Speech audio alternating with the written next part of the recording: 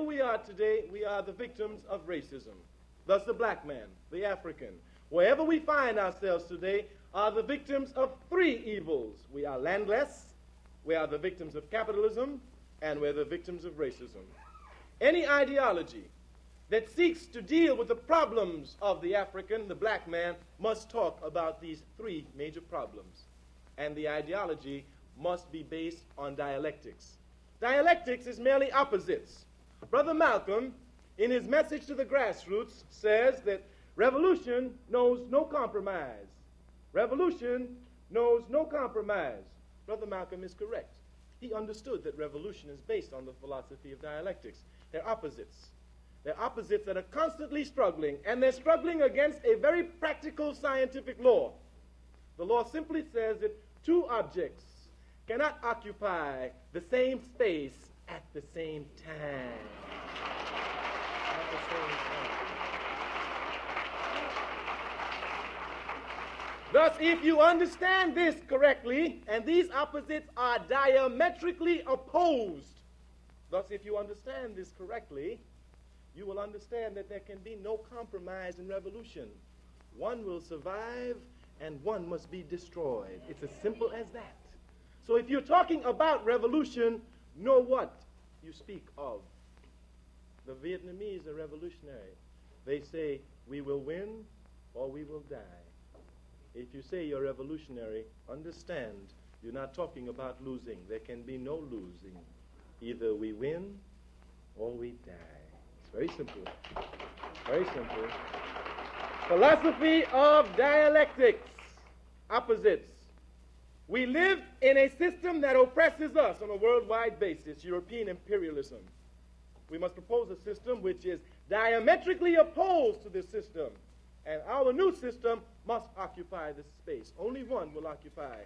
Our system must be so diametrically opposed to the system under which we live that none of the characteristics of this system will be able to come into our new system. It must be diametrically opposed. Opposites. Must understand that. There's something you must understand about a revolutionary. The major preoccupation of a revolutionary is in creating, building, not destroying. The major preoccupation of a revolutionary is in building, creating, not destroying. The revolutionary must destroy, but destruction is an inevitable consequence of his building. Destruction is an inevitable consequence of his building. He has to destroy. Like, for us to live, we've got to destroy America. That's tough. That's just, not our problem. We got to build. We have to build. Thus, the major preoccupation of the revolutionary is always concerned with building. When you see so-called revolutionaries on television talking about they're going to destroy, they're going to do this, they're going to do that, and don't talk about building, know that they are not revolutionary. They're just jiving. They're just jiving. A true revolutionary must propose a viable alternative to the masses. That's his responsibility. He must propose a viable alternative to the masses which is clear, which they can see, because the masses are going to have to be willing to die, fight, and more importantly, kill for that new system. Thus, they must understand it correctly and properly so that they will know not what only they're dying for, but more importantly, what they are killing for. You must understand this. Something else you need to know about revolution. Revolution is based on truth and justice with a capital T and a capital J. It may sound romantic, but it is a fact. In order for revolutionary struggles to succeed, they must be proposed on truthful and just systems. They have to be. That's the only reason they succeed. The Vietnamese are revolutionary. They say we will win because ours is a just struggle. And they will win because theirs is a just struggle. The Palestinian Arabs say that we will win because our struggle is just, and the Arabs will win. Theirs is a just struggle. And we, the Africans, of course, we will win because of all the struggles, ours is the most just.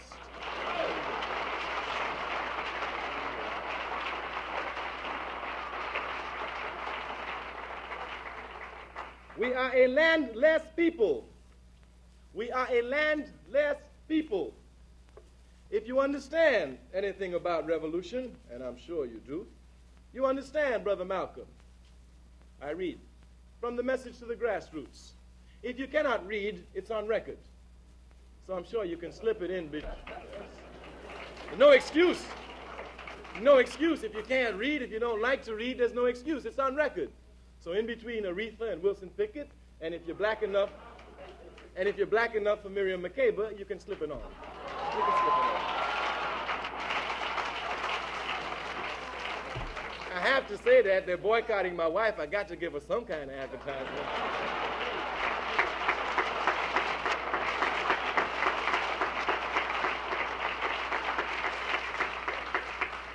Brother Malcolm, page 8 and 9. The Chinese Revolution, they wanted land. The Algerians were revolutionists. They wanted land. France offered to let them be integrated into France. They told France to hell with France. They wanted some land, not some France. Land. Land. Land, says Brother Malcolm, is the basis of independence. Revolution, says Brother Malcolm, in the final analysis is based on the question of land. L-A-N-D, land. Thus, if you're talking about revolution, you must only be talking about land in the final analysis. L-A-N-D, land. Revolution is not about ecology. Revolution is not about promiscuity. Revolution is not about vulgarity. Revolution is not about the right to take pot. Revolution is about land. L-A-N-D, land. Land.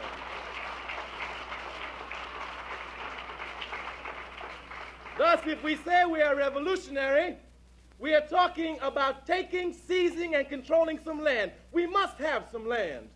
We must have land. If you don't own land, you are dependent upon those who own the land. We must have land.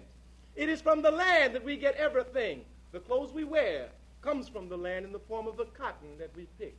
What we eat comes from the land in the form of the agricultural foodstuffs that we grow. All of the materials necessary for a technological and industrialized society comes from the land in the form of raw resources, copper, zinc, oil, etc., etc., etc. Land, then, is the basis of revolution. Land is what we must fight for. Once we control the land, we will control the superstructure, which is the system that rests upon that land. Land, my brothers and sisters, land if you've been reading Brother Malcolm X. Land if you understand Ho Chi Minh. Land if you understand Mao Zedong. Land if you understand Ahmed Sekou Ture. Land if you understand Osajifo, Dr. Kwame Nkrumah. And as simple and humble as I am, I also say land.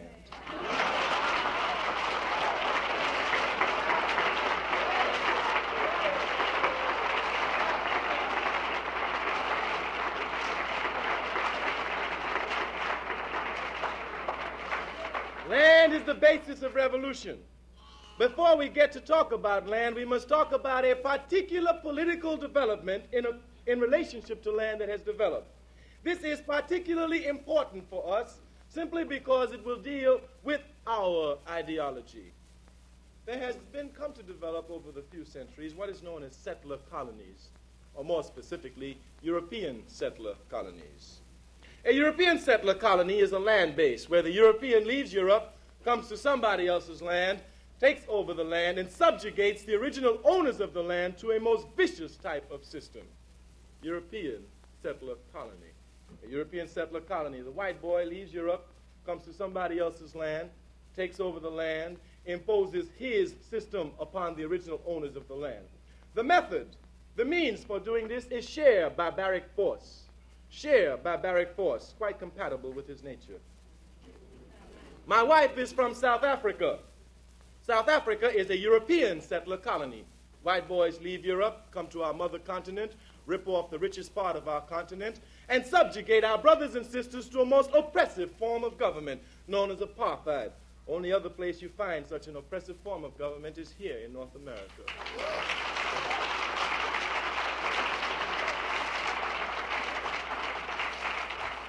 Mozambique is a settler colony.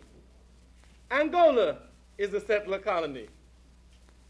Rhodesia is a settler colony. But we must examine Rhodesia, simply because Rhodesia allows us to understand one of the major characteristics of a settler colony. One of the major characteristics of a settler colony is that they change the name. When the European arrives on the land, he changes the name. He changes the name for two reasons. One, he wants to obviate history at best and at worst distort it. And two, he wants to legitimatize his existence on the land. Two reasons. He wants to obviate history, or at least distort it.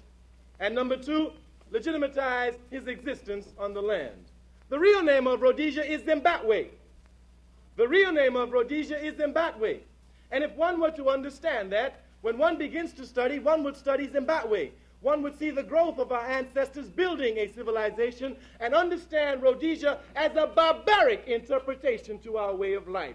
It's very important, because if you don't analyze history correctly, starting with Zimbabwe, one is apt to begin with Rhodesia, which is only a barbaric interpretation.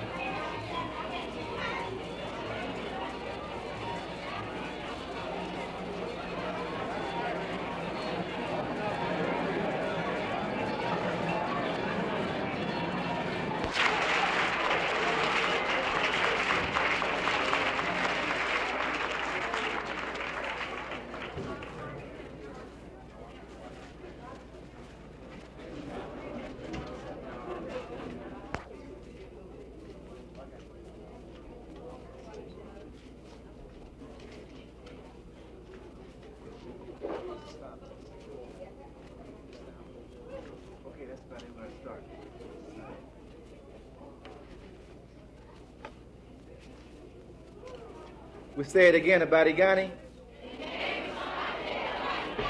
A literary master, none other than Newark's own Imamu Amiri Baraka.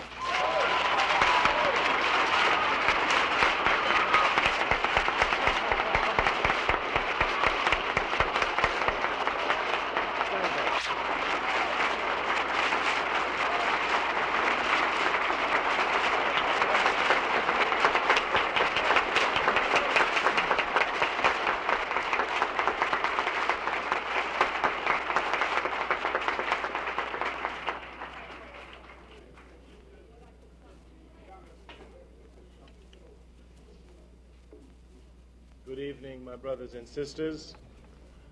Before I begin, I would like to take the pleasure to introduce my wife, Mrs. Carmichael, who sings once in a while.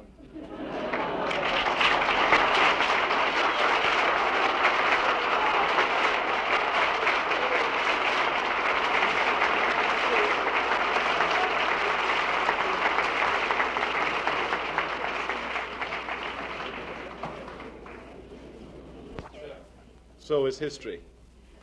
We were just discussing in the car on our way to the office the very first time he started the black arts repertoire in New York. Many people are not even aware of that.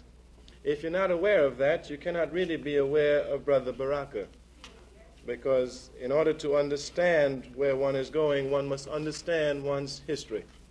It is of vital importance. Thus, for those of you who don't know, I suggest that you begin to study his history. He has a history, and he has given a lot of his time and energy to helping build and create for his people viable institutions. My last time in Newark, I believe, was in 1968. 68, yes. This is 1971. Were I to return to Newark in 1971, after having done some travel and some serious studying, and say the same things I said in 1968, it would demonstrate the fact that I was not growing.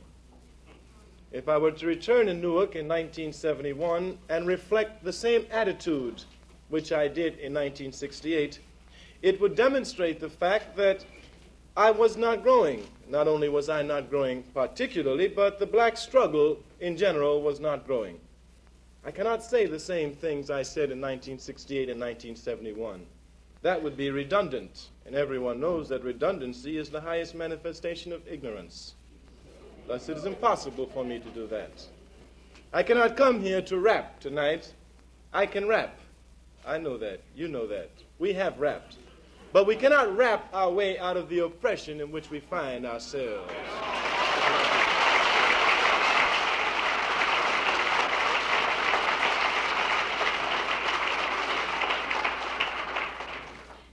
We must take a serious attitude, and we must do some serious analyses and try to pose the correct solutions to the problems. The entire black world, from South Africa to Nova Scotia, finds itself in political chaos, disorganized and disunited, simply because we have not yet found a common ideology, an ideology which represents our communal interest, all of us, all black people. I am an Nkrumahist. That is my ideology. My ideology is Nkrumahism. Cannot talk about Nkrumahism tonight simply because many people have not seriously studied the works of Dr. Nkrumah. And whether one agrees or disagrees, it is important that one studies because he has played an important role in the lives of all black people. The basis of my ideology is Pan-Africanism. I can talk about Pan-Africanism. I can talk about Pan-Africanism because I contend that the true and logical hearers of Brother Malcolm X are the Pan-Africanists in this country. I intend to prove that tonight. I will read directly from the works of Brother Malcolm X.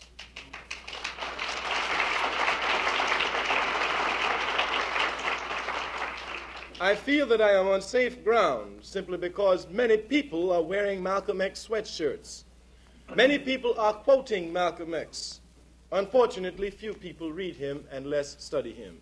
But I know that in Newark, New Jersey, where the political consciousness of black people is at a peak, that my brothers and sisters in Newark are not rapping, they studying. I know that. Thus, since I know you've been studying and not rapping, I know we can do some serious work analyzing concepts, isolating problems, posing solutions, and quoting and reading from Brother Malcolm X. We need an ideology. An ideology is a guideline, a set of principles, a set of beliefs, goals, aims. It guides the destiny of a people, if you will. One must have an ideology around which one can unify. If one does not have an ideology, one cannot unify. One unifies around emotions, around feelings. They are good and necessary, but they cannot be depended upon. I have an ideology. My ideology is Nkrumahism, but the basis is Pan-Africanism. Thus, tonight I can speak about the ideology Pan-Africanism.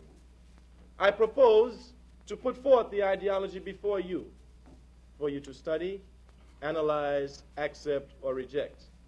I feel that the ideology is the ideology which will unify the African, the black man, all over the world. An ideology, in order to be valid, must have four major points. It must be consistent, it must be scientific, it must be based on the correct interpretation of history, and if the philosophy or the ideology is to be a revolutionary ideology, it must be based on the philosophy of dialectics. 4 points for the ideology. I'm sorry you didn't bring pen and paper. Not that I have anything to teach, but you could write down and agree or disagree later. It's important for you to understand today that when you go to hear people speak, you shouldn't go for feel-good sessions. You know, I'm often reminded when a few years ago we were rapping, you know, and let's say you miss a meeting, you'd see someone say, "Hey, brother, were you at the rap?" "Yeah, I was there." "What did the brother say?" "Oh, baby, he just ran it on down." "What did the brother say?" "Oh, he just told it like it was." "What did the brother say?" "Oh, he opened up everybody's eyes." "What did the brother say?" "Oh, you should have been there. The brother just rapped." "What did the brother say?" Well, the fact is the brother ain't said nothing. The brother made us feel good. He made us feel good, but he didn't say anything. It was necessary at that time to make us feel good. It was necessary.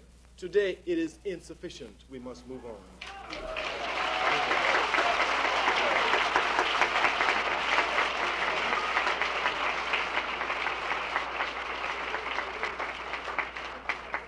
And ideology must be consistent, an ideology must be scientific, an ideology must be based on the correct interpretation of history, and if it is to be revolutionary, it must be based on the philosophy of dialectics.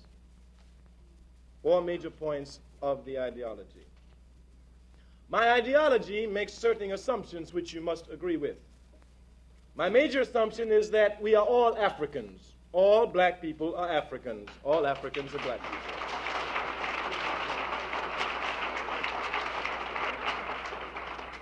Many people may not want to accept the fact that they're Africans, but they cannot deny that they came from Africa.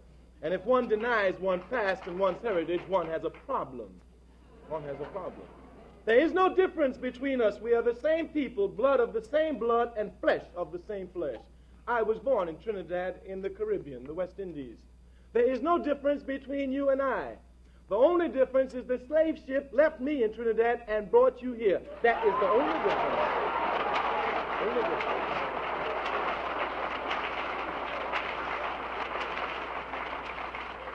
My wife is from South Africa. There is no difference between the 3 groups. The only difference is the slave master missed her in South Africa and got us. Only difference. Thus, there is no difference.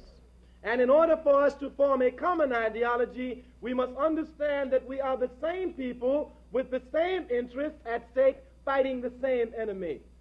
Brother Malcolm X. Yes, sir. I'll read him for you. Because tomorrow. Revolution is not about dying.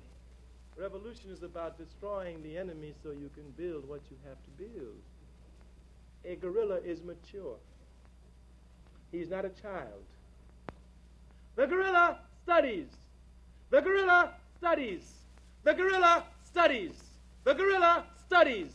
The guerrilla studies. The guerrilla studies. The guerrilla studies. The guerrilla studies. He doesn't rap. He studies. He studies. He studies. If you want to be a guerrilla, throw away your attitude and your badness and study. If you want to serve your people, throw away your bad attitudes, study. Analyze a little.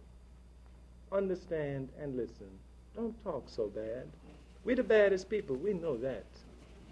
We're the baddest. We've done what no other people could do and still survive. We bad. We know we're bad. There's a big confrontation coming on our hands. A big one. It's going to be the final one. It's going to be the final one. We have to win that one. We have to win that one. We will win that one. We will win that one. It will be very bloody. It will be very long. It will be very bloody. It will be more bloody than the Chinese Revolution. It will be longer than the Vietnamese Revolution. In order to win that one, we have to function as one. We have to function as one. We have to function as one. I do not ask you to accept my ideology. You may not agree with it. You may disagree with it.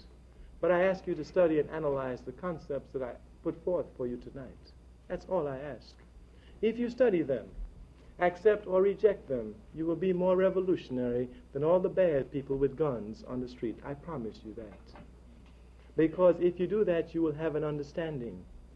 Revolution is a science. It must be studied. In China, they study the thoughts of Mao Zedong. The whole country studies the thoughts of Mao Zedong. All of them, they study and analyze the thoughts of Mao Zedong. They criticize and self-criticize. Picking up the gun is never a hard thing to do. It's very easy. You can force people to pick up the gun. You can outright force them, like America forces people to go to Vietnam, or you can put them in situations where they are forced to pick up the gun. Picking up the gun is never very hard. Studying is very difficult because it takes a certain amount of dedication. It is not glorious. You can't be seen on television talking about how bad you are. You have to stay up, and when you don't understand, go over and discuss. But once you understand, you know that you cannot be whooped. Once you understand, you know that you cannot be whooped. And once you know that you cannot be whooped scientifically and feel it emotionally, victory is inevitable. Victory is inevitable. For Pan-Africanism, our brothers and sisters must work where they are. They must work on the grounds where they are. We must try to consolidate the power that we have. But I beg you to stop rapping. I beg you and plead with you to start studying and understanding what is ahead of us. Simply because our people need you. Because you are our people and your people is you. I thank you.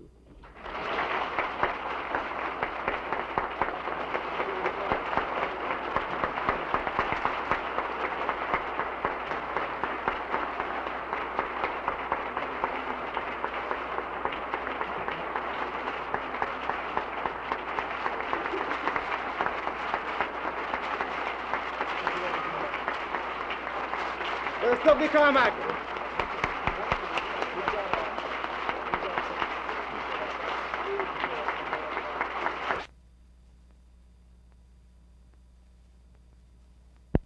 His automatic land is what revolution is about. We must decide what our priorities must be, because we must have priorities in any ideology. My brothers and my sisters, do you know that Africa is the rich? Do you know that Africa is the richest continent in the world? And that if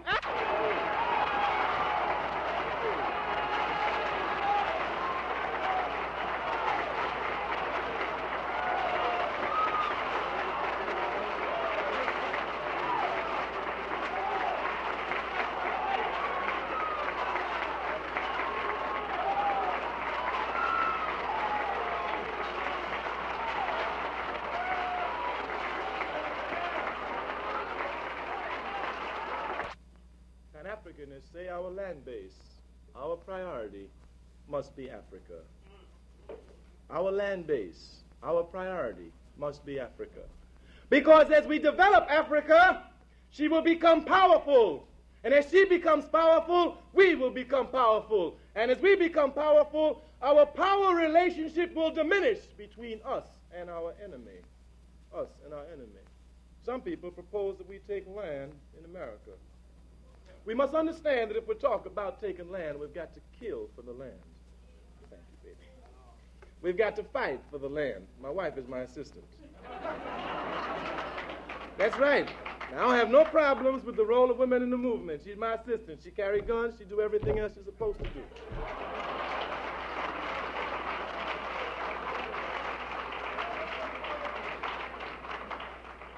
And she has a political ideology, which is the same as mine. Thus, there's no conflict, no problem.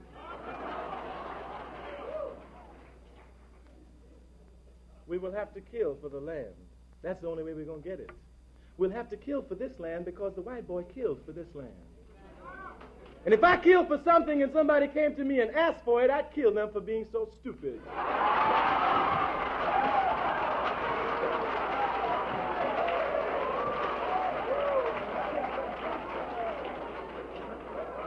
Once you kill for something, you must keep on killing to keep it. It's only logical. Thus, we're talking about killing. There's nothing wrong with that, because wherever we are, we have to kill for the land. But since we've got to kill, let's make our priority the richest piece of land. You can fit America 16 times into Africa. 16 times. If you wanted to compare the wealth of Africa and America, America would be chump change compared to Africa.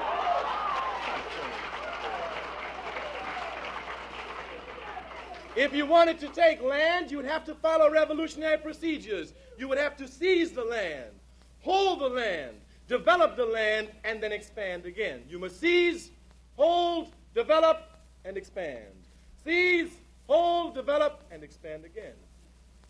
We may be able to seize some land here. I doubt it. But let's grant that we can. I don't think we'll be able to hold it. But let's even grant that we can hold the land. We could not develop it as fast as we could develop the land in Africa, simply because Africa is the richest continent in the world. Thus, it makes clear logical sense that our priority must be Africa. Our priority must be Africa. Has to be. I know you have problems with it, but I will answer all your questions for you. You say you've been reading Brother Malcolm? I say the land base has to be in Africa. Brother Malcolm, the man you quote, the man you say is your hero, but the man you don't study. I've never seen people who don't study their heroes. Page 129. If your power base is only here, you can forget it. You can't build a power base here. You have to have a power base among brothers and sisters. You have to have your power base among people who have something in common with you. They have to have some kind of cultural identity. Or there has to be some relationship between you and your power base. When you build a power base in this country, you're building it where you aren't in any way related to what you build it on. No, you have to have the base somewhere else. You can work here, but you'd better put your base somewhere else. Don't put it in the man's hand. Any kind of organization that is based here can't be an effective organization. Anything you've got going for you, if the base is here, it's not going to be effective. Your and my base must be at home, and this is not at home. Brother Malcolm X. Brother Malcolm X. Hey, brother. Had you been and actually understand how they are confused by the mass media. You know they have revolutionary cars, revolutionary soap powder, revolutionizing this. We have some brothers and some sisters in our community who try to look revolutionary. Are you hip to that? They don't try to be revolutionary, they try to look revolutionary. Not only do they try to look revolutionary, they try to act like revolutionary. Yes. They understand nothing about revolution. This is only what the white man's television has given to them. Thus, they try to get an image of a revolutionary. And usually, these people who try to be revolutionary are usually dirty. Thus, they think to be revolutionary, one must be dirty. That is absurdity. I have met many revolutionaries in the world, and not one of them came to me dirty. Ho Chi Minh isn't dirty. Mao Zedong is not dirty. Ahmed Sekou Ture is not dirty. Osajifo Dr. Kwame Nkrumah is not dirty. Fidel Castro is not dirty. Why do our people feel that in order to be revolutionary they must be dirty? It is simply because they've gotten this nonsense from the white left. That's where they got it from.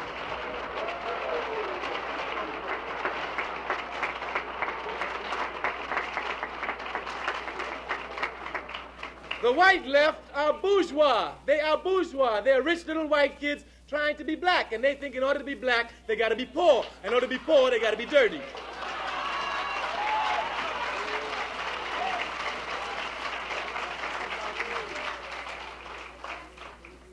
I had one pair of pants when I went to school.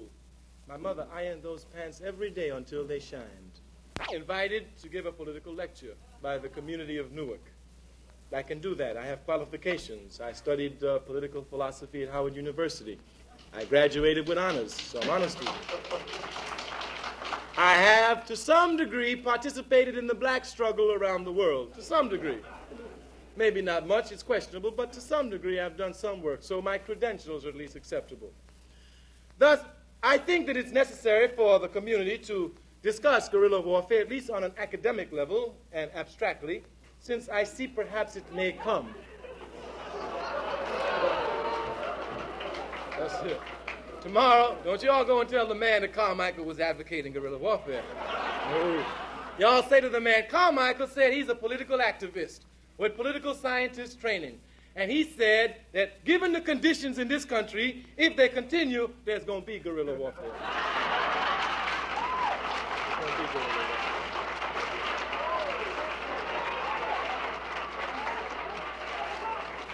And thus, since there's going to be guerrilla warfare, it would behoove us to at least analyze guerrilla warfare on an academic level. Let's understand it. Now, you must understand a number of things about guerrilla warfare. The main thing about the guerrilla is that his political ideology dominates the use of the gun. In any revolutionary struggle, the military and political leadership are usually combined in one person. But it is the political ideology that dominates the military. The gun never dominates the man. It is the man that dominates the gun. Thus, any true guerrilla is a guerrilla who is first and foremost a student of politics. He understands politics. He understands his ideology. If you give a brother a gun and you don't give him an ideology, he will end up shooting himself or shooting you. And we have seen that in this country.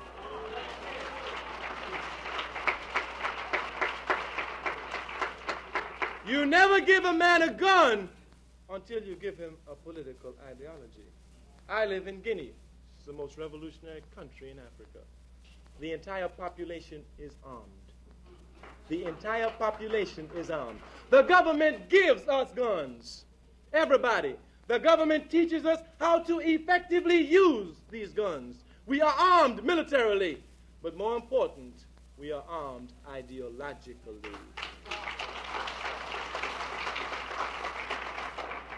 Thus, while in Guinea there are more guns in Guinea than there is in any other country in Africa, there is less violence among Africans in Guinea than in any other country in Africa. Because we are armed ideologically, we know what the gun is used for, and we used it at the correct moment on November 22nd of last year.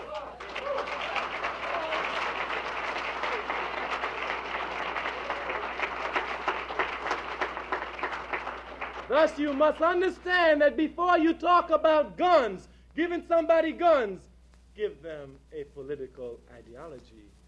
And if you give everybody the same political ideology, everybody will be doing the same thing at the same time. At the same time. That's very important. The guerrilla never functions in large groups. He functions in very small groups. The guerrilla doesn't rap. Talk about how bad he is. The guerrilla doesn't let himself be seen. He is the fish in the sea. The sea represents the masses of his people. The guerrilla is always with his people. He's not sitting up in some office rapping about how revolutionary he is. The people are not in the office. If the people are in the church, the guerrilla's in the church. The people are in the bars, the guerrilla's in the bars. The people are in the streets, the guerrilla's in the streets. Wherever the people